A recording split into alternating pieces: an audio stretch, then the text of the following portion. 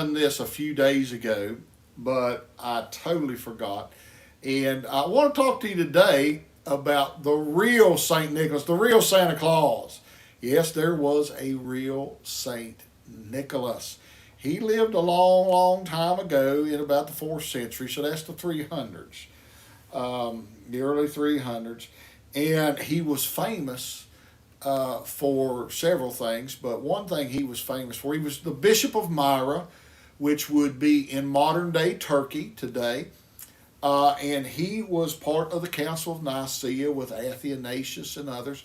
And there was a gentleman by the name of Arius who was running around, and he said that Jesus really was just a man, was not, but he had the Christ spirit upon him and things. This is a heresy from many years ago, and that was why they were having this council. Well, good old Saint Nick punched Arius in the face. They kind of got mad at each other, so they punched. He punched him out, but he was a very wealthy man. His parents were, but what he did later is he was imprisoned for his faith, survived his imprisonment, but he took his wealth and gave it away.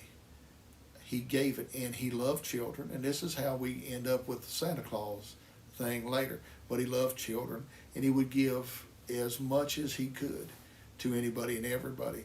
But his main goal in life was to spread the gospel of Jesus Christ.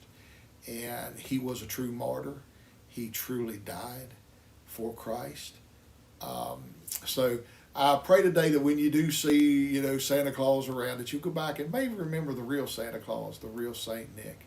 And I pray that understanding that there was a real person who really did love God and who truly suffered for Christ in many and great ways, that you remember that he was a gracious person, gave everything away to folks, and that's where the generosity of Santa Claus comes from and those types of things. And he loved children too, but he mainly loved God.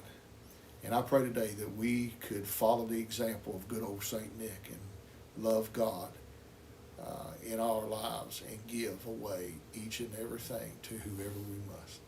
Pray today that God would bless and keep you this day.